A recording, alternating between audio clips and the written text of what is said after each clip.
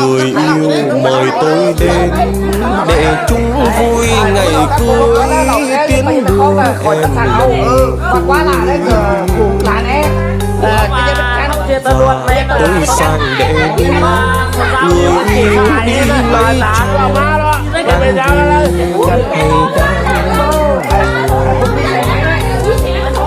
người ta thì mừng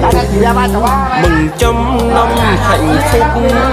mừng xứng lứa vừa đôi như quên mất tên tôi trong khi vẫn âm thầm để làm một nhân chứng tiến đưa một người đi. Tôi ngồi nghe lòng mình nức nở